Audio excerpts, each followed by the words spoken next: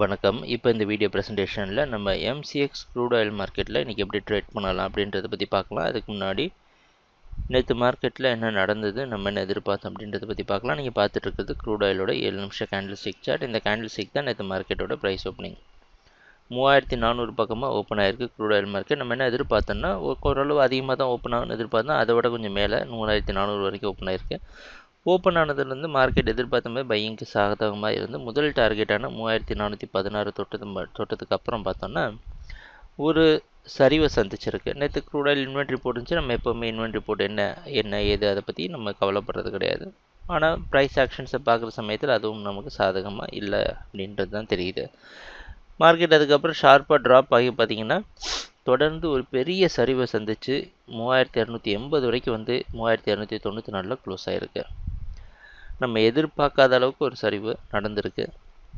சரி, இன்றைக்கி மார்க்கெட்டில் என்ன பண்ணலாம் அப்படின்னு பார்த்தோன்னா, இன்றைக்கி மார்க்கெட்டோட ஓப்பனிங் கொஞ்சம் குழப்பமான ஓப்பனிங்காக இருக்குது. 3330 பக்கமாக ஓப்பன் ஆகிறதுக்கு வாய்ப்பு இருக்கிற மாதிரி வெளிநாட்டில் இருக்கிற நைமெக்ஸ் மார்க்கெட் வச்சு பார்க்குறப்ப தெரியுது. நம்ம எதிர்பார்க்குற மாதிரி இந்த இடத்துல ஓப்பன் ஆச்சுன்னா என்ன அர்த்தம்னா, மறுபடியும் 3320க்கு மேலே ஓப்பன் ஆகிறதுனால நமக்கு வேறு வழி கிடையாது. மார்க்கெட்டில் உண்மையாகவே பையிங் ஏதாவது இருக்கா அப்படின்றத முழுமையாக பரிசோதனை செய்யாமல் நம்ம எந்த ஒரு முடிவும் எடுக்க முடியாது. அதாவது நேற்று மார்க்கெட்டில் நடந்த சரிவு ஒரு கரெக்ஷனா இல்லை ஒரு ட்ரெண்டு மாற்றத்துக்கான அறிகுறியா அப்படின்றது நமக்கு தெரியணும். இப்போ ஓப்பனிங்கும் கீழேயே ஓப்பன் ஆயிருந்தது அப்படின்னா ஓரளவு சுலபமாக இருந்திருக்கும் முடிவெடுக்கிறதுக்கு. ஆனால் கொஞ்சம் மேலேயே மறுபடியும் ஓப்பன் ஆகிற காரணத்தினால க்ளோசிங்கை விட நமக்கு வேறு வழி கிடையாது. கன்சர்வேட்டிவ் ட்ரேடர்ஸ் ஜாக்கிரதையாக ட்ரேட் பண்ணணும்னு நினைக்கிறவங்க மார்க்கெட்டில் வாட்ச் பண்ணிவிட்டு அப்புறமா ட்ரேட் பண்ணலாம். மார்க்கெட்டோட ட்ரெண்டை முழுமையாக யூட்டிலைஸ் பண்ணணும்னு நினைக்கிறவங்க 3260 வரைக்கும் நம்மளை இந்த பையிங் ஜோன் வரைக்கும் நீங்கள் பை பண்ணி கீழே ஸ்டாப் லாஸ் வச்சு ட்ரேட் பண்ணலாம். ஏன் அப்படின்னா ஒருவேளை இன்றைக்கி மார்க்கெட் 3360க்கு மேலே க்ளோசிங் கொடுத்ததுன்னா நேற்று நடந்த சரிவு ஒரு கரெக்ஷன் அப்படின்னு ஆகிடும்.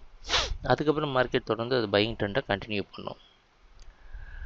இல்லை இன்றைக்கி மார்க்கெட்டோட க்ளோசிங் வந்து 3320க்கு கீழே க்ளோஸ் ஆச்சுன்னா இந்த ரெண்டு ஜோனுக்குள்ளே மார்க்கெட் ஓரளவு கன்சாலிடேட் ஆகிட்டு தான் திருப்பி டவுன்ஃபாலை கண்டினியூ பண்ணும். ஏன்னா ஏற்கனவே ஒரு பெரிய சரிவு நடந்துடுச்சு.